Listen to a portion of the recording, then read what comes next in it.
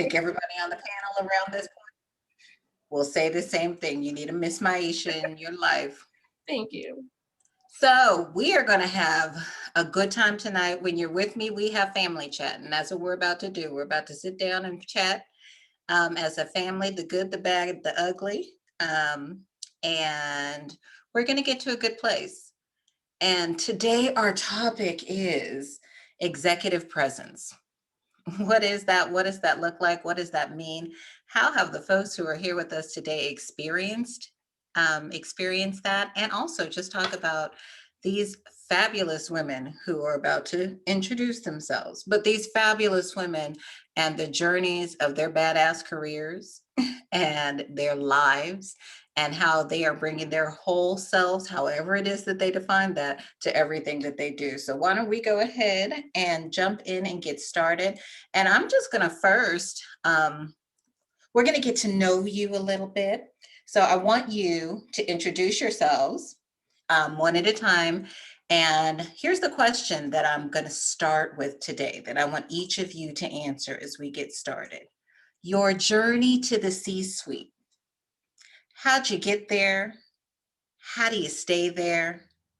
And how do you bring people along? So I'm going to start with you, Miss Mandy. Take it away. All right. Well, oh my goodness. I'm so happy to be here tonight. Thank you, Maisha and Melsha, for inviting me. And so, yeah, let me give you some background on how I got to where I am. So let's see. I started my career in investment banking. But even before that, I always had an inclination for finance. And so, well, I should say numbers. When I was a kid, I remember helping my mom kind of budget things on a monthly basis. This is how much she brought in. This is how much we had to spend. This is what was left over, and things like that. So I can remember doing that as young as like 8 or 9 years old. So I knew that I was going to do something that had to do with numbers. Fast forward through college, tested the waters in accounting, did really well, but started to learn more about finance, and that was far more interesting to me. And so I ended up going into investment banking, working in New York. Met my husband while I lived in New York, and he was moving out to the Bay Area. So we've been out here now 15 years. But I was very intentional on my next move out of banking. I wanted to get into consumer. And I wanted to get into consumer retail because it was something that was very personal to me. It was tangible. When I was in banking, I covered oil and gas, which is not really tangible. And, so I wanted to get into something that I could, have a passion about. And that's what I encourage others to do as well. Find an industry that you're passionate about, and whatever your technical expertise, you will thrive in that. And so started working at the Gap. So shout out to the Gappers on the call. Spent 5 years there in FP&A, so financial planning and analysis. Another kind of career moment. I kind of took a step back from a pay standpoint, from a status standpoint when I joined the Gap, because I wanted that experience. I wanted to go internal to a company, figure out how the P&L worked from the other side. I had seen it externally in like SEC filings, but wanted to understand what it was like on the inside. So that is like bit of advice number one. Don't be afraid to take a step back, because it can catapult you way forward. And so I spent 5 years at the Gap, got promoted several times, moved on to Safeway, where I oversaw a $10 billion portfolio of brands, got to run the finance department there, see the company through the merger with Albertsons. Once that was over, the president of the Own Brands group he went over to be CEO at a company called Bevmo, and he called me and asked would I come over to be a CFO. So that is how I got to the C-suite. Many moves, lots of hard work, and just really finding those people in the organization that would be your champion. And the president of the Own Brands group, I was out with him. It was his going away dinner, and before he left, I said, Dimitri, if you ever need a CFO, don't forget to call me. And he called me. I did what they call it today, shoot your shot. I didn't shot my shot, and he called me a couple months later. And so that just opened the door. And so at 35 years old, became a CFO, did that for 3 years at Bevmo, and now I'm the CFO of a publicly traded company, Elf Beauty, been there for 2 years. And so how do I stay in the C-suite? I work really hard. It takes a lot of time, sacrifice, I would say. So you got to make sure that's something that you really want, because I've said this in kind of our pre-meeting. Whenever you make a decision to spend time doing something, you're making a decision not to spend time doing something else.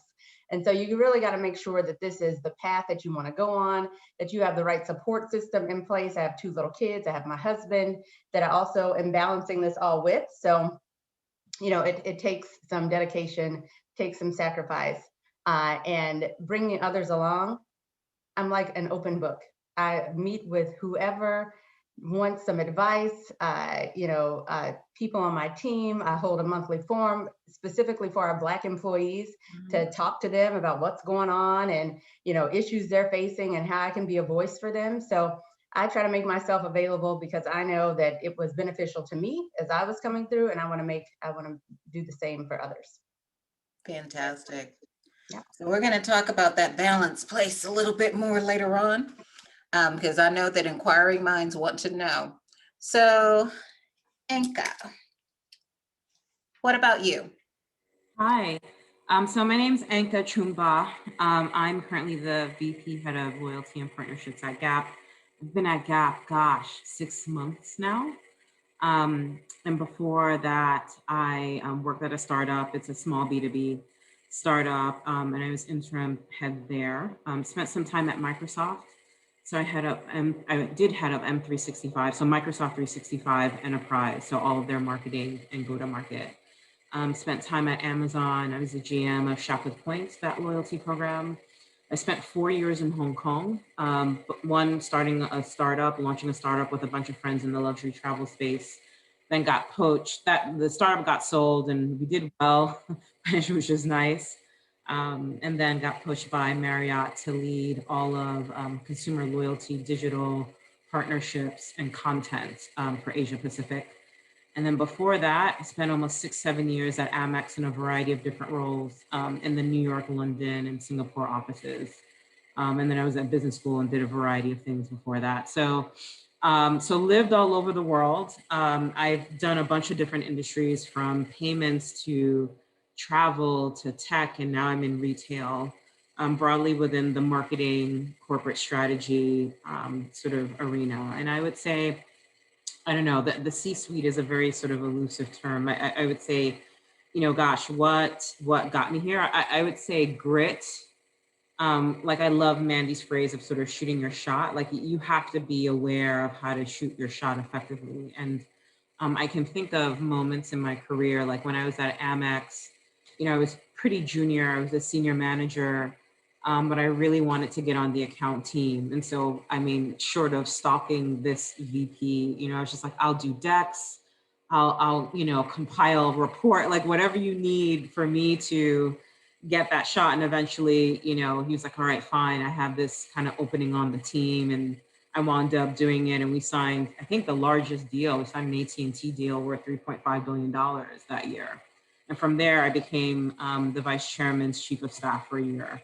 And then from there, they were like, hey, do you want to head up, loyalty for international? And so I would say there's a level of grit and hustle and being always open to seek out those opportunities and be ready and be mindful and to show up well and to be smart and do your homework. I think there's a level of, you got to kind of have to work harder than everyone else, right? And when you think of people who are good versus people who are great, I think that good to great is, are you hungry enough to fight for it more than the person to your right or the person to your left? Because frankly, if you're not, then someone else will be.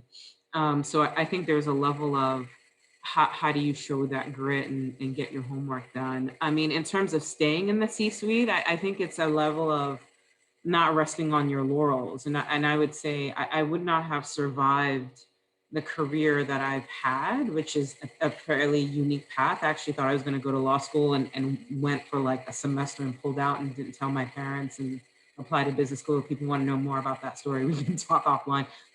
They're now talking to me. During that point, they were not happy. But we resolved that. I would say, at least in my career, has been one of reinvention, and having a finger on the pulse of what's exciting.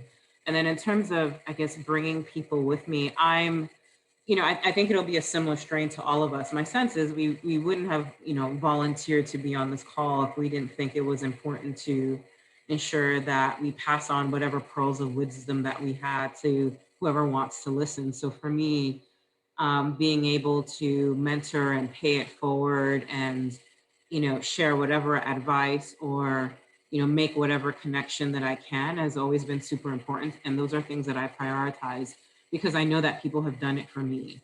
And I would even go as far to say, as people of color, as folks who are Black with, trying to make it in this corporate environment, it's extremely important that we stay connected and we nurture that community of people that's able to pay it forward, right? So I would say, those things. And my hope is, these forums are, one of many that people can find useful in sort of making those connections and getting that mentorship and advice and advancing that career. And, maybe someone on this call will be on another version of this a couple of years from now and be able to, say to that next crop of individuals, hey, this is, my path and how I did it, and this is how I help you. Fantastic. Note to self, remember I said you better get in good with Melsha and Maisha. So thank you for that, Anka. So bring us home, Miss Paula, with the fabulous pearls. Tell us who you are, and then describe your journey to the C-suite. Sure. So Paula Fontana, Vice President of Strategic Programming Initiatives with the National Black MBA Association. And so it is my team's responsibility to manage all of the programs that we do on a national level, both year-round as well as at our conference, which happens once a year, typically in September. So my path started in marketing. First as in analytics, and then eventually moved over to the creative side in consumer packaged goods, as well as the apparel and textile industries. So loved marketing, thought for sure that my journey was going to lead me to eventually be a CMO. Like that was definitely the path that I saw for myself. But then with the market crashing and downturn and blah, blah, blah, found myself looking for a job. And so decided to make a turn to higher education and specifically went into MBA career management because I thought I could, give back, have something to offer in that particular space, but it was always something that I had in my mind was just temporary. So once the market picked back up, that I would go back into the career that I loved. And for me, framed it where in higher ed, it made sense because then I was helping students market themselves. So my product just simply changed to students. So I was doing one-on-one coaching, having them identify what their skills, interests, motivations were, and then guiding them along those career paths and making introductions to whether it be alum or corporate sponsors so that they can get along that path. So after doing that for a while, I realized that I absolutely loved helping people. And it gave me an energy, a sense of purpose that I did not have before in my career in marketing.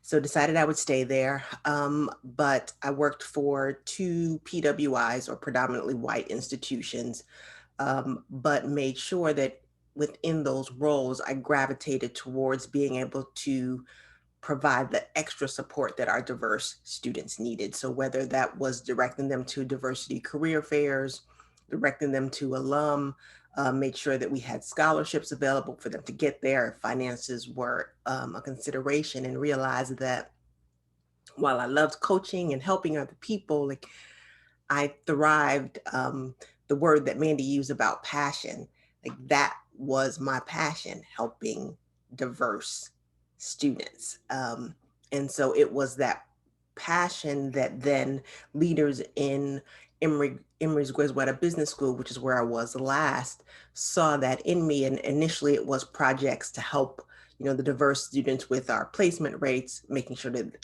that increased. But then when this opportunity here at National Black became available, one of the deans of the school actually told me about the position and asked me to apply for it.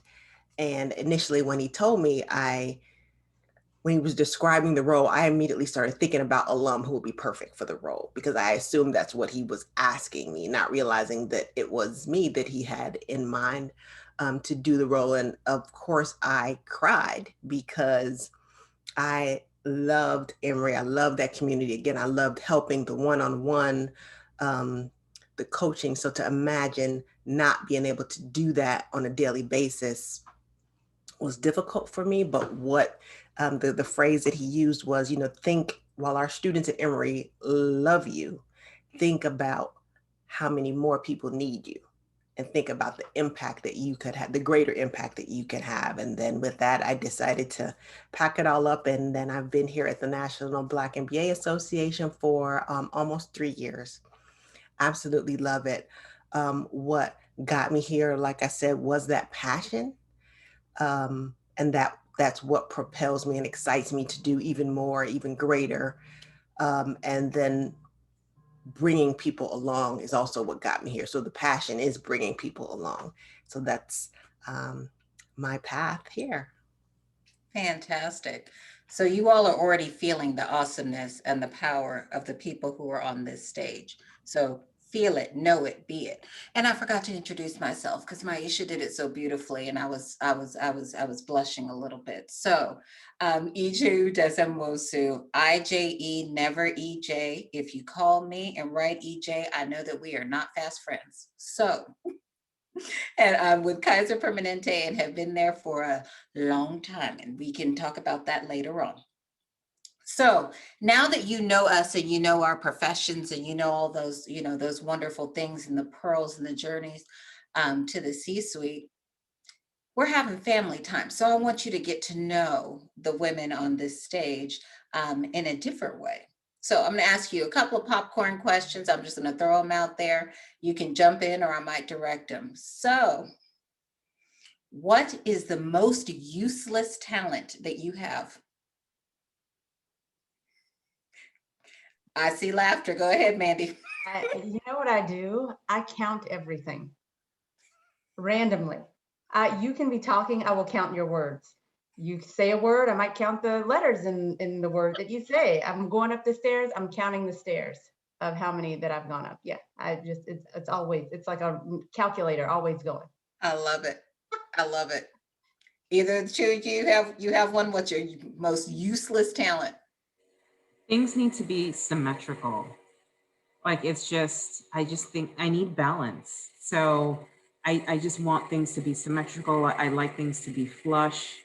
I just bought a house, so I feel like I'm never gonna be officially settled because I look around, even in the middle of the night, I'm like, is that flush? Is that centered? Is that I could do that all day long.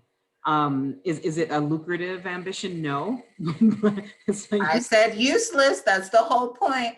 But it Okay, makes so me happy. I love it. Okay, so Paula, what song do you have to sing along with when you hear it? I'm every woman. I love it. I love it. Okay, Anka, what is your guilty pleasure dessert? I'm not a huge sweets person. I mean, I think many people can tell by my last name. So my parents are from Ghana and I lived there for years. So I love fried plantains. It's a straight addiction. It's a problem. So I ration every month and it's a big ordeal. But other than that, I'm not a huge sweets person. I'm more savory. Okay. Let's see. Mandy, what's your favorite form of exercise? Oh, my Peloton. Okay. I love it. Yep. Paula, first thing you bought with your own money? Close. I love it. Wonder how many other of us have that same answer. And, don't worry, I won't call you out. Don't worry. Okay, and this one I'm going to ask all of you. Who would play you in the movie of your life?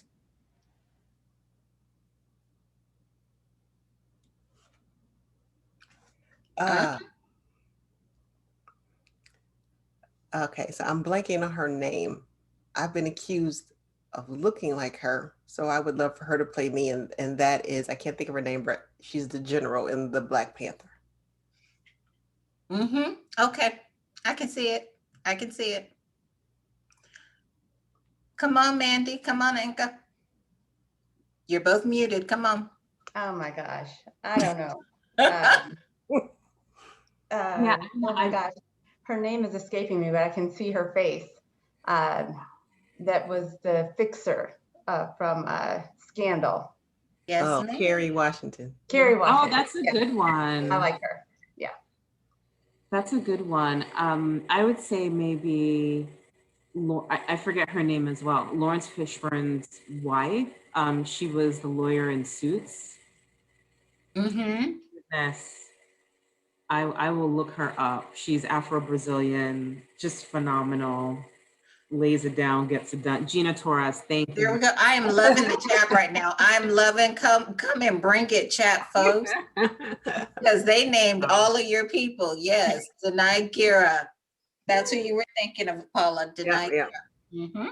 All right, let's jump in, because now we're all family. Now everybody knows you. They know your guilty pleasures. They know your secrets, and they know that you're human, as well as being super women. So let's talk executive presence. Is that really a thing?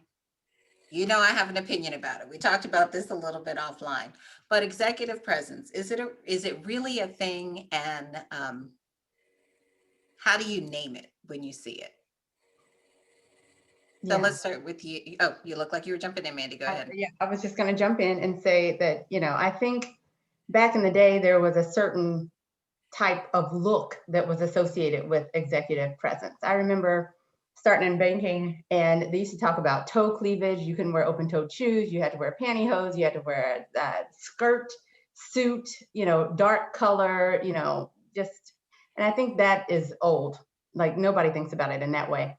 For me, executive presence is how you show up and how you express your opinions, and you do it confidently. That is the presence that comes with it. Like how you wear your hair or whatever you have on. I mean, it should be appropriate for the setting, but I think even that, the bounds are stretched in the current thinking of today. So I think executive presence more comes down to how you show up with your opinions and your thoughts and, your impact that you have, not necessarily how you look.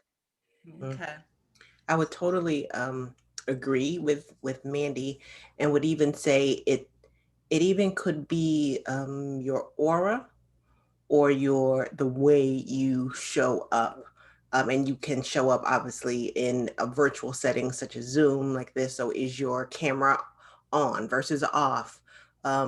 Do people request your opinion? Do people want to follow you? So it really is a combination of all of that, as opposed to, how you look or what necessarily you're wearing.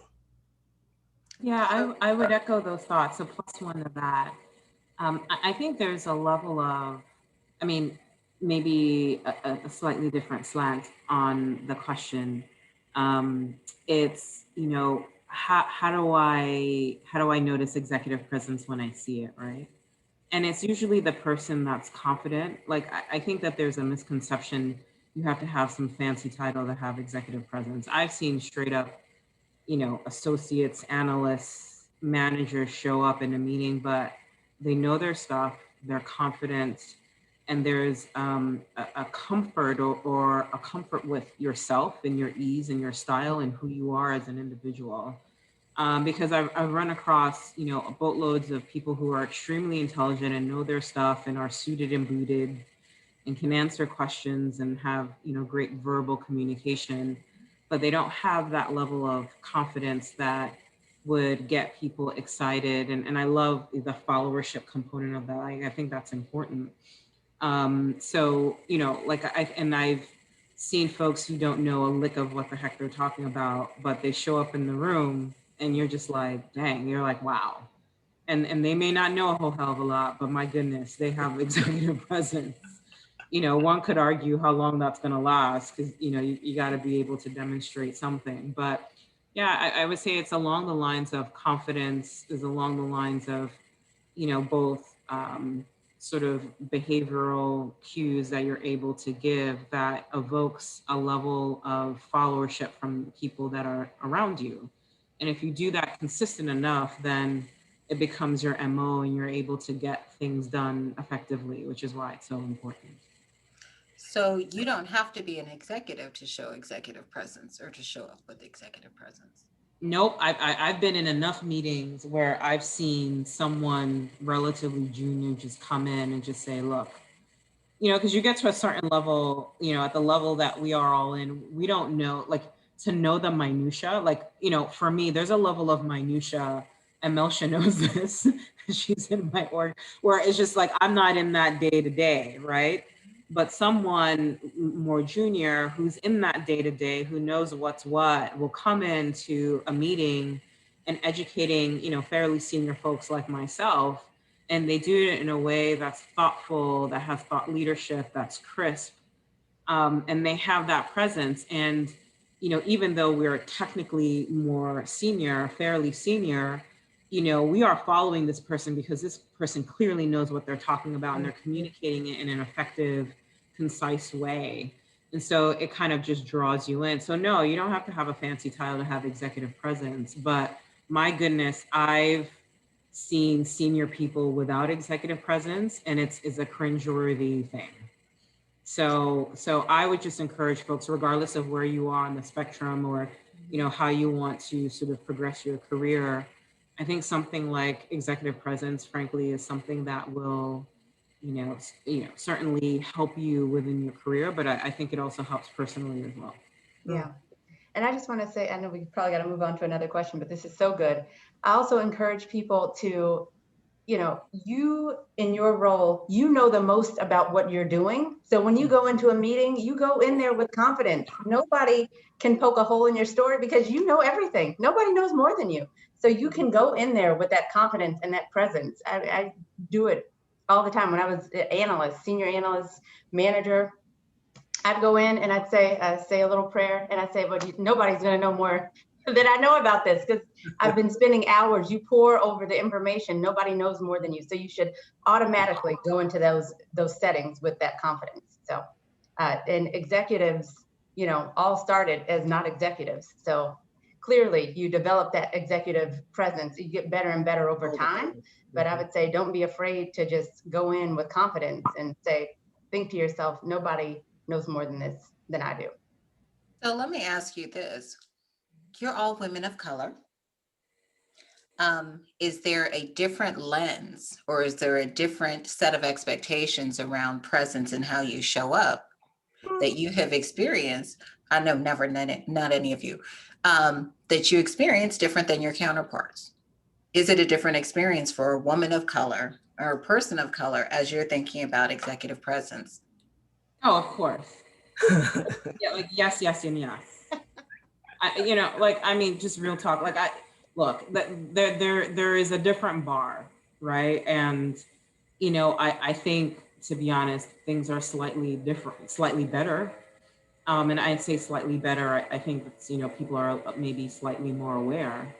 But yeah, I think there's this misconception of, if you're not, if you're a person of color, that there's almost like an extra bar or an extra hurdle that you need to jump to prove that you know what the heck you're talking about. Mm-hmm. And there have been far too many instances where I'm in meetings and people will just straight try to clown you. And you're like, oh no, you can't be aggressive because that also fuels a different kind of bias. But nonetheless, there's a level of, I can show up into a room and I have to prove myself that I'm competent, confident, and deserve to be at the table, because I'm a person of color and I happen to be a woman. I've been in too many instances where if you're a white male, unfortunately, it's assumed you have that until, for whatever reason, let's say you may or may not actually live up to that expectation. It's unfortunate, it's not fair, but that's the straight reality. And I don't think that's going to change anytime soon. Well, you said something, and so I want to build on it, and maybe Paula, you can talk about this, is, we talked about when we were talking about executive presence and that confidence and that, that poise that you come into the room with, because you know that you know that you know.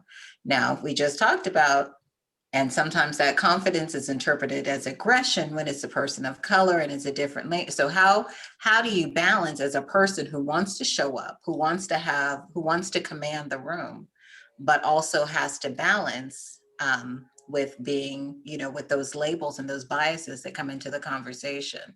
Mhm. How have you dealt with it? And do you have personal stories in that space? Ah, yeah, it is difficult because as Black women, we are at that intersection of diversity, right? So the Black and the women, and so it's um, whether it's having to deal with microaggressions, micro insults, or the unconscious or conscious bias. It's all of that we are having to deal with. So, we could walk into a room and some people are looking at, oh, what does she have on? Or is her hair straight? Or is it too curly? Or is it bald? Dealing with all kind of foolishness that has absolutely nothing to do with the work or the knowledge, which if you're not careful, could tear you down or make you doubt yourself,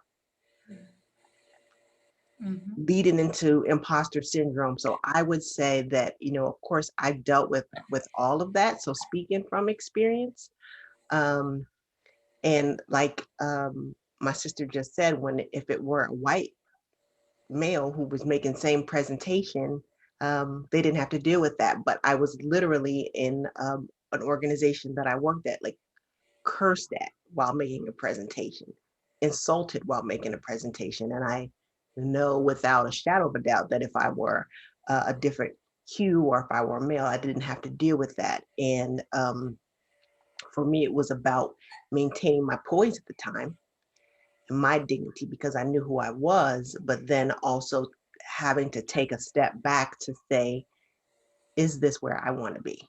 Is this where I can be my best self, even though I love this work, even though I love this, what I'm doing, and I feel like I'm on the right path, but this isn't good for me. And so Yeah. I eventually had to leave. Yeah. Truth in that. So I gave you all a teaser because I can't hold it back. It's in me. We're talking about Meghan and Harry in some way, shape, or form today, and it's coming now. So just, brace yourself. But it is very I'm sorry. We just have to. We can't. It's just here. But it's really relevant to what we're talking about when we're talking about bias, right? We're talking about this lens of bias. So, as the stories have unfolded and we're hearing the stories of how, the microaggressions that Meghan faced as she was in the palace and her ongoing relationship and what have you. Those microaggressions are real, and experienced day to day. So, coming from that space,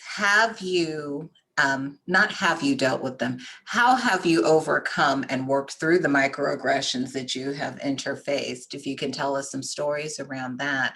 And are you really able to bring your full self into the room? People talk about, we want you to be authentic. We want you to bring all of your full, I went into the voice because that's how I feel about it. That full authentic self to the table, because it feels like, this is the flavor of the month. This, do you really feel with the bias and the microaggressions and what have you that you face on a day-to-day basis, that bringing your true authentic self to the table every day is a reality?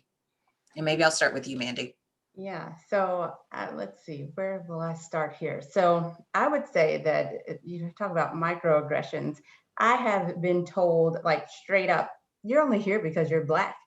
Like, we only took you into this analyst program. You're only here, like, to my face. So that there is like direct, feedback given that could knock somebody off of their path. And this happened to me early on in my career. I had somebody tell me and another one of my colleagues, Pamela, is Mexican. And we had someone within the bank tell us, you guys are only here because we need to fill a quota. Like, you've helped us fill our diversity stat. And I said to myself, that's just not true. I know that I'm like one of the hardest working. I'm the top analyst. I think out of my class, I'm probably the most successful now that I've moved on and done different things. So you can't let like those jabs knock you off of your course. You got to know who you are. So I would say you got to be rooted in something more than just, you know, whatever somebody else thinks about you. You get yourself rooted and know who you are, and that will keep you on your path. So if I would have let that knock me off and like, oh my gosh, am I really only in banking because, you know, I happen to be like Black and I helped them fill a quota and maybe I shouldn't really be here, I wouldn't be where I am today if I would have thought that. And I said, you know what, you know, moving on from him, I'm gonna do what I need to do and keep moving. And, you know, you just can't, I have so many stories of people just just want to know if saying little things and you're like, I'm gonna prove you wrong. I just want to know if you counted the white hairs on his face as he was talking to you. I'm just saying. Have any hair, he was bald. Okay. But that's what they're trying to do, Mandy, right? They were trying to knock you off the game. Yeah, totally. For sure. And look, I mean, I'm also not going to sit here and pretend that I haven't had colleagues who were in their place because they knew someone or someone made a call or someone thought they were cute in an interview. Mm-hmm. Like there's flavors of that. My whole point is, like, at the end of the day, I'm here. And at the end of the day, who, what, when, where, why, how I got here, the reality is that I'm here. Mm-hmm. You know, to the extent I'm able to stay and show out and really show up and sort of rock the whatever role that I'm in will be a demonstration to the fact that I should be here, right? And so I think sometimes you hear these like silly little comments, and I think before that used to really impact me. I used to be like, what? Because that's the antithesis of who I am as a, you know, I'm very much like, you know, you earn your way, right? And you know, sort of make each moment count. So for someone to kind of say, I mean, like Mandy saying it, I'm like cringing. I'm like, are you kidding me? Like for someone to say that, Right.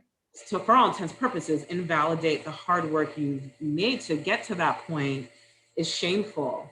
And so, you know, this is where I say, you know, like I said, when I was maybe more junior, it used to bother me. And now I don't really care, because at the end of the day, like there's enough, you know, on my resume to demonstrate that I know what the heck I'm doing. So I'm at that place. But I would say, you know, until you sort of get that place, like there's a little bit of brush it off your shoulders. And the way you sort of show them is, you know, when they're still sitting around and you're moving on to your next role, you're moving on to your next project, then frankly, all of it is a wrap. Like when I was at Amex, it was like Game of Thrones. It was just like, I mean, it was crazy. And especially because I was an intern in between college and business school. And then that already was like Game of Thrones. Like you at the top, however many people, and it was ruthless. And then, you know, you got in and you thought it was over, but it's not, because there's always something. Like, you know, the manager is like, okay, who's going to get senior manager? Who's going to get director? Who's going to get senior director? Like, it just never ends. To some extent, that's kind of corporate life. But I realized really early on, you know, when people were kind of doing the sidebar chatter, does she really go, or she just got here because, or she just, at the end of the day, you got to kind of not let that sway you, right? Like, if you think about kind of, you know, the greatest athletes, like when they're running the race, they're not trying to pay attention on, you know, the person on the left or the person on the right. Like when Serena's playing, she's not thinking about XYZ person. She's just trying to play the best game. When Michael Jordan is playing, he's not thinking about the da-da-da-da-da-da. Like he's just trying to play the best game and stay clear-headed and focused.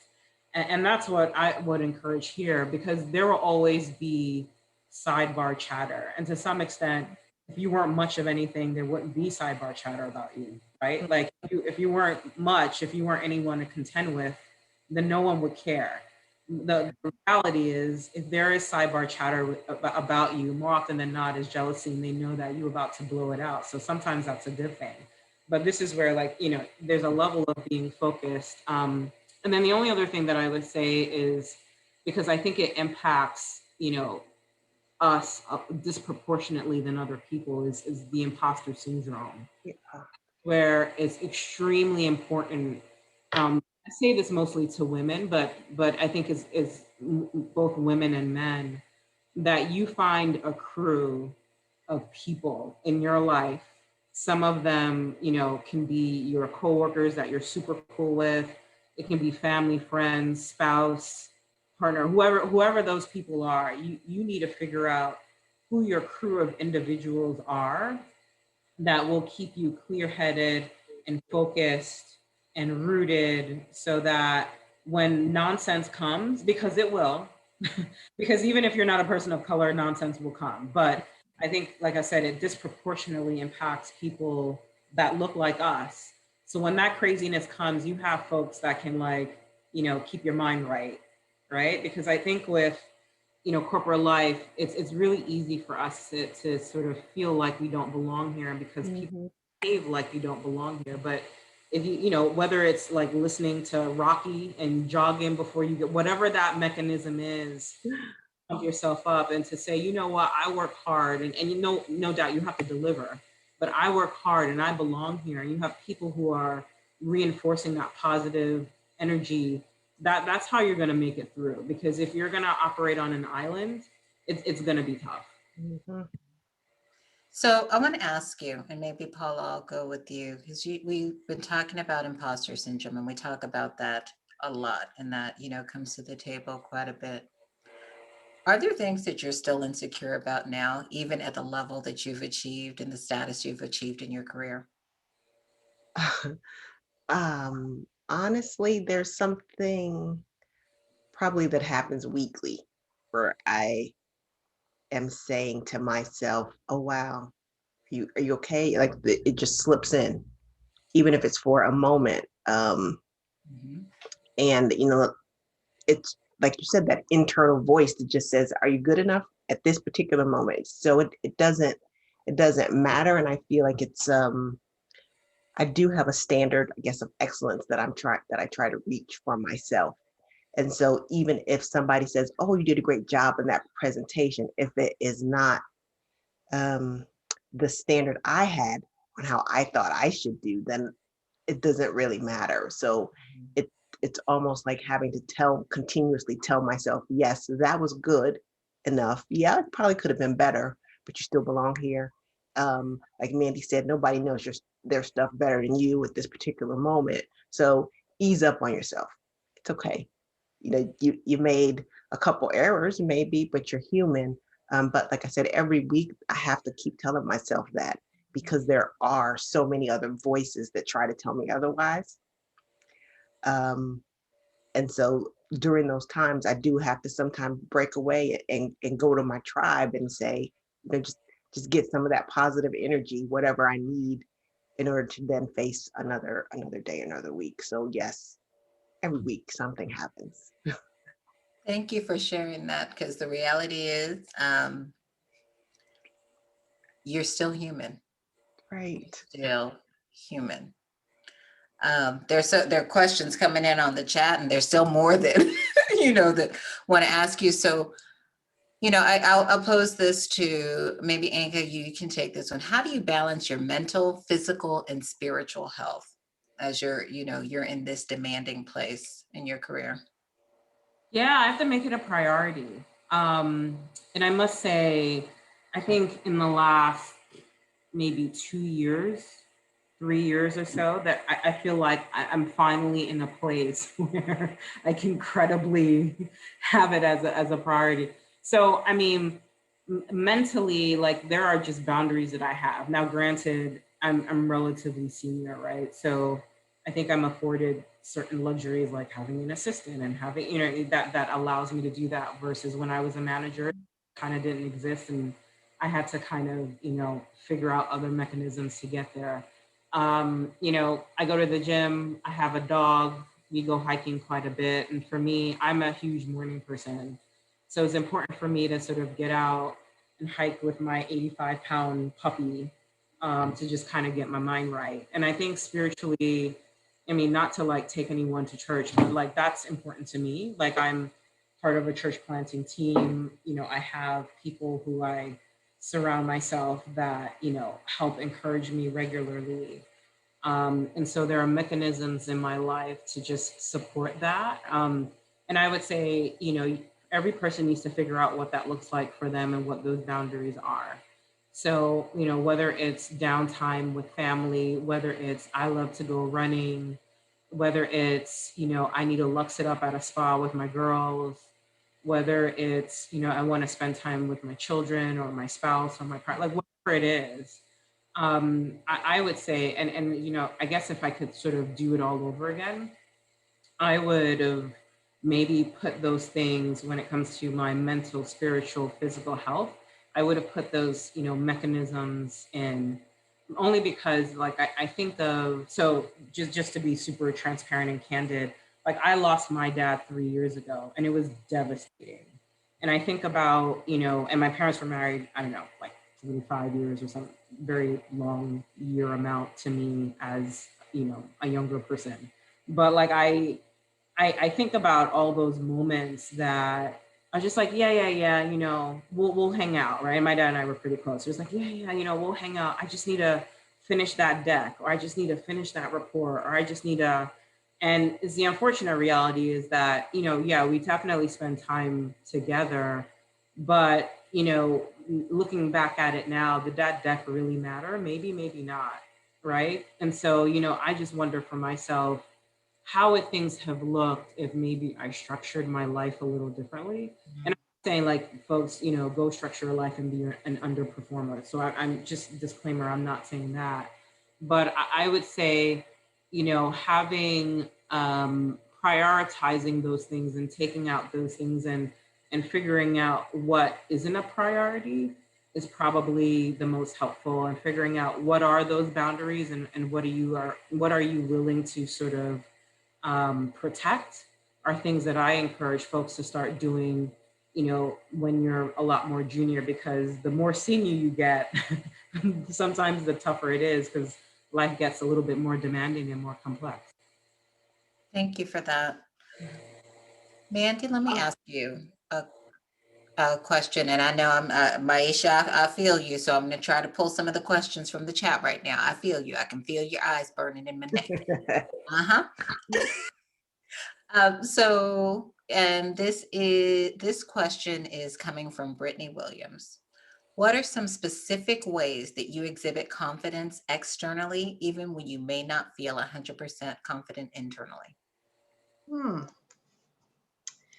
Well, let's give you some Zoom tips. I think Paula had a great one. Start with your video on. Speak confidently, right? Project your voice. Make sure that, you know, there's no like, I'm speaking like this and I'm talk, enunciate, get your points across. You know, even if you, I had one of my CEOs would always say that he was hardly right, but never in doubt. Right? You say it, you just say it confidently. And even if you're feeling not having the best day, still have questions about, oh, I don't know if this is 100% right. Maybe I like thrive in the gray. So I have gotten very comfortable with, you know, making a supportive case behind things that I may not have the full story, but I'm confident enough that, you know, I say it, it's going to come up. You're not going to hear me come into a meeting and with a soft voice or kind of hunch down, or coming in, here I am. And it's the same in person. You walk into that meeting and you sit down and you have your materials with you. And I'm always writing things down. I'm always have a notebook with me. Even during this, I've been writing stuff down, and I don't need to take a notes, but that's just how I stay engaged and, you know, remember things. And, you know, I think it just shows that you're there. You want to be there. You want to be engaged. And so those are just some of the ways that I try to show up confidently. Fantastic. Paula, Alfonso Sensley II is asking, in your opinion, how much of a role did your education or your degree factor into your entrance into the C-suite? I think it was, I'd call it baseline. So the expectation to get in. And then after that, then it's the passion and how you show up. But that's your ticket to entry is what I would say. Yeah. And I would say I don't have my MBA. So I went straight from banking into Gap and doing whatever, career path that I wanted to get myself on. And so I think that was a little bit different too, because usually people take time to go to business school, but I just kept going. So I think you don't always have to go the traditional route. You can, put in the time, show that you can do it, and work your way up. Perfect. Anka, anonymous attendee, is Oh, asking, how do you get beyond hearing no? When you feel you're ready for the next level, but those in positions to elevate you don't align with your thoughts? yeah, you start having the conversation before it's time. I think sometimes what sometimes happens is you work, you feel like you're ready to, get promoted, and that's when you start having that conversation. When arguably you should be having that conversation. Like I just got, hired however months ago. I'm having conversations with my boss about when it's time to get promoted. At 6 months, because I was like, look, this ain't no game. Like we're in it. And, I have pretty high expectations for myself. I have pretty high expectations for the path I'm going to set in my career. And for me, like I'm not going to allow, I guess, what, my others might see as a technicality to deter me from my path. Right. So, I think, certainly with leaders, regardless of what level where you're at, those are conversations. I mean, upon hiring, I'm saying, look, like, I want to make an impact and spend however long that I want to spend here. But, make no mistake, my expectation is that I'm going to work hard, drive the business, deliver results, do what I need to do, because I think that this role will help me further my career. And to be honest, those are conversations I'm having in the interview process, because for frankly, if they're like, well, I mean, then that's probably not it. Like then you are not the person potentially, and this might not be the role, because already from jump, we are misaligned in how this role is going to evolve into something greater for all of us.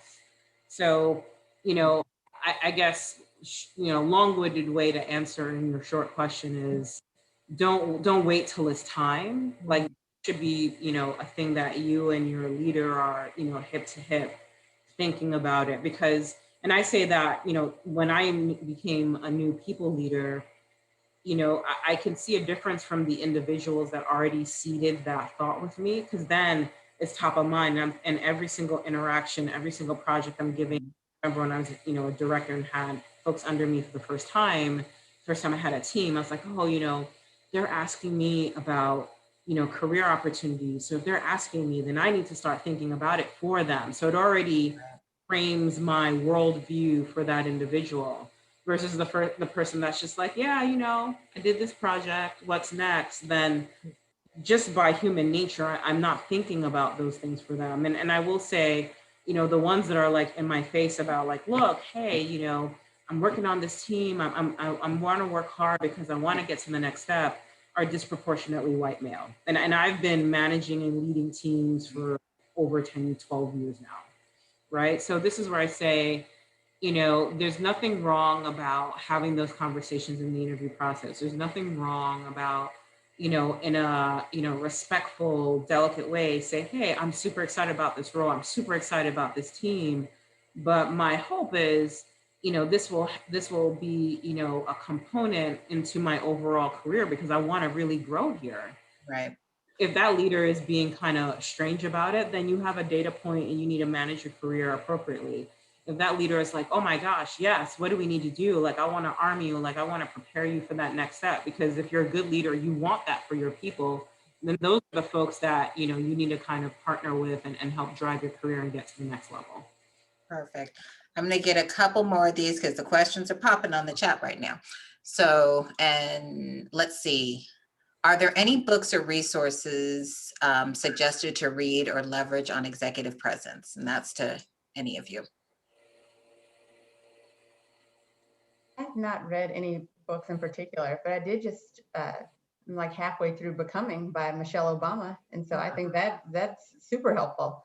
At least a way that, I totally related to the book. Like it felt like she was writing about half of my life. So I think those types of things can just be encouraging to know that you're not the only one going through something.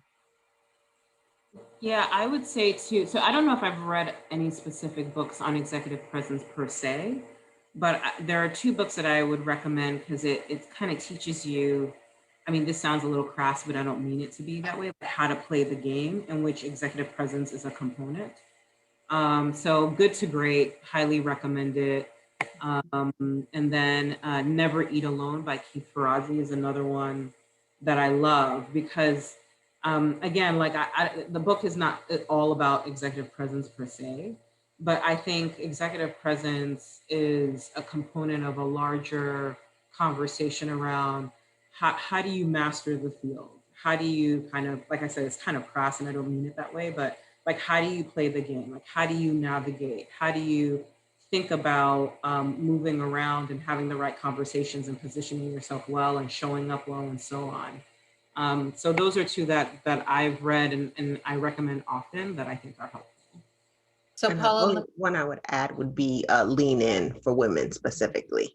okay, good stuff. And you started touching on it, Anka, and any of you jump in. But there's a question from Rachel Ferguson around at what point in your career did you figure out how to play the game? And I think you started talking on it. So how did you learn how to play the game but still stay true to you? So I don't know, Paula, if you want to start, or Anka, either way. I'm gonna let Anka. Yeah, no, I think it was when I was at, there are two distinct moments in my career where I was like, oh, so like this is for real. Like one, when it was right before I went to business school. I'd worked in nonprofit for a number of years. Thought I was going to be an immigration lawyer or M&A lawyer, and I was like, no, I actually want to go to business school. Like I said, crazy story, and we can hit me up offline and we can chat about it. I was working for a manufacturer and like a privately held manufacturing company, and I was in their rotational program, and so I did a little bit of marketing, did a little bit of sales, did a little bit of finance, and was like, the big job, like if you knew you made it when you went to the warehouse. And so they, faster than, any of my peers, I moved to the warehouse. And it was like this big thing that, this girl that showed up in stilettos is now like in the warehouse. So I was in the warehouse, had to learn how to drive a crane and all these other things. And I had a team of mostly blue collar workers. And I then, someone kind of pulled me aside. It was like, hey, there's an expansion project. You need to get on it. You need to figure out how to get on it. And so, knowing me, I was like, well, if I work hard, they'll just see it and they'll just ask me. And that never happened, right? And so then I had to just like storm into my sort of boss's room and say, hey, I want to be on this project. And he kind of was like, whoa, like, okay, you want to be, I was like, yes, like I want a team. I want to manage a team. I want to be on this project and I think I can do it. Can you at least give me a shot, to see if this will work? And I remember like, it was like an out of body experience. Like I just never would have thought to, borderline demand or ask that type of thing. And so that made me realize, look, like if you want to go through and advance your career, there's a level of how do you sort of see that opportunity and sort of try and go after or angle yourself. And then I would say the second point was, it was right before I was Ed Gilligan, who used to be the vice chairman of Amex, Ken's sort of heir apparent, but he unfortunately died. And I was interviewing to be his chief of staff. And that was like, that also felt like a Game of Thrones moment where I just was like, I wasn't in a fancy strategy group. I didn't have any consulting background. I didn't have any banking background because those were the folks who are usually tapped for that kind of role. But my name was thrown in the hat anyway. And so I pulled, my, I guess a mentor, for lack of a better word. I worked on some projects with him and I said, hey, I really want this job, but I don't think I'm going to get through because I'm not, I'm not rubbing elbows with this SVP or like, I'm still relatively junior, but I think I can do the job. And he basically brought me in his office like little grasshopper. This is how we're going to work this. Like you need to have lunch with these people. There's going to be that meeting. I'm going to put you on the agenda. You need to like blow this out. you need to be able to do this, you need to be able to do that. And that's where I think it made me realize, wow, you see these sort of org announcements or whatever, you think people kind of like miraculously land there, but you don't see the stuff behind the curtain that people do to get there. And that's what made me realize, oh, wait a minute, how I navigate through these things. I probably was, to be honest, just a bit naive, right? And so I just thought, if I just do my job really, really well, then graciously it will appear. And I think there's a level of that, but there's also a level of navigation and having people around you that can help direct you and steer you and frankly protect you. And if you don't have those things, it's going to be pretty tough to make it through. And I think going through those two work experiences made me really realize that. And that's a whole nother panel conversation about the power of a sponsor. Right. Right. So stay tuned. Same bad time, same bad channel. We are at the bewitching hour. We've actually gone a little bit over, so I do want to be respectful of folks. So I'm going to ask a closing question for each of you, and then I'll turn it back over to Maisha. So, how do you find joy, and where do you find it? There's so much going on. We've just gone through this, and are still going through, but this year of pure hell that nobody could have imagined. The world has turned upside down. We still don't know what normal looks like. And yet you are still in the game, driving the game, leading the game in these, in these positions with accountability for people's livelihood, as well as your own personal families and lives and all of those things. So how and where do you find joy? Let me start. Go ahead, Paula. No, go ahead. So that question kind of makes me sad because I haven't been able to go to my most joyful place in the past year because of the pandemic. Mm-hmm. But where I find it is in the gym at 5 a.m, lifting heavy weights, pushing myself further than I ever thought I could go. And nobody's talking to me, but it's just me and the weights. And, this past year I've had to make some adjustments. So I put a little makeshift gym in my garage and I'm, listening to gospel music while I'm trying to lift the heaviest weights that I have in the garage. And it's not quite the same, but at least it gives me time to myself to just recalibrate and just celebrate all that I am and all that I can do while at the same time taking care of myself. Thank you for that. Anka, what about you? I'm an early riser, like I said. So, I don't know if it's 5 a.m. I still might be laying in bed rolling. Truth be told, I think it's more like 6:30, but like 6:30, reading my Bible. To me, that's joy because it's not stressful. There's no striving. There's a focus on something greater than myself. I love my job. I love my family. I love my friends, but those things can be consuming. And I think sometimes you lose perspective on what's important. And so for me, if I can do that, which is most mornings at 6 a.m., then I'm in a pretty good place. Yep, I think I'm similar. It's kind of that early hour of the morning before everything starts to get going. Mm-hmm. And I will say a prayer, I'll open my Bible. I always, my youngest, he's 7, but he always is in the bed. So I always just kind of hold on to him before he wakes up and starts talking and then goes crazy, It's like those sweet moments is where I find my joy. Mm-hmm. Otherwise, it turns, if I don't do those things kind of before I start my day, it kind of sets everything in the wrong direction. So that is where I find my joy. Thank you for that.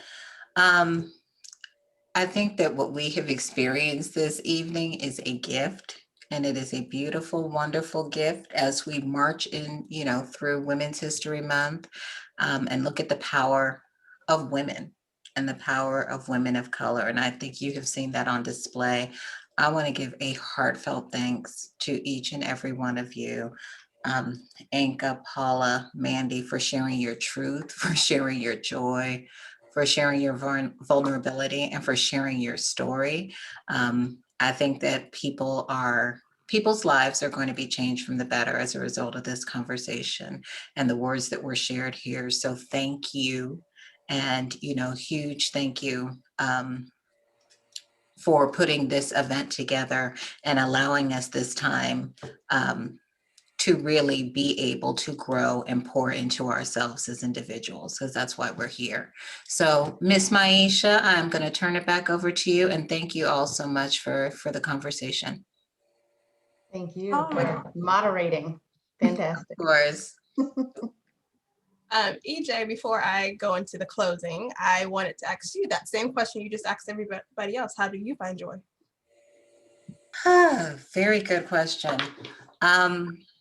My joy comes from my family and my tribe. And I am one who is, if you know me, it is everything for my tribe. So again, I'm a first generation girl. I'm Nigerian, born in the UK, grew up in the US, and my family is my lifeline. So whether it's praying with my husband, whether it's, talking to my parents, and this year has been a challenge because of COVID. So it was a solid year before I actually saw them. Just because of safety measures. So my joy is spending time and fellowshipping with my family and those who I love. Thank you so much. So, wow, I learned so much. I was over here just taking notes. So I was like, oh, we can keep going past the time if anybody's, willing to keep going. But it was a great discussion, you guys. I can't thank you enough for coming on and doing this for us, for our chapter. Everybody that's here in attendance, thank you so much for taking the time out of your evening to join us. I do want to give you guys a few things before you leave. I will let you know that we are going to share the recording. So this is on demand. And so you will have access to the recording right after this. It had probably about an hour for Zoom to upload and get everything together. So you will have that access. Besides that, we welcome you to join our chapter or our national chapter or other chapters in your local area of the National Black MBA. So if you are not a member, I invite you to go to NBMBAA.org to join one of our chapters or our national association. And after this event, you will receive a post survey. I would like for you guys to take a moment to complete that post survey, and we will be giving out 3 gift cards. So please take time to fill out the survey. Your feedback helps us, improve on our events, and it also helps us pick topics for our events for this year, next year, and upcoming years. So I can't say it enough. I'm so appreciative of all of you ladies for staying up and doing this amazing panel for us. And I just, from the bottom of my heart, Melsha, thank you again. I wish you guys the best evening. And again, check your email in about an hour or in the morning. You should see the recording. Have a good night, you guys. Thank you again so much.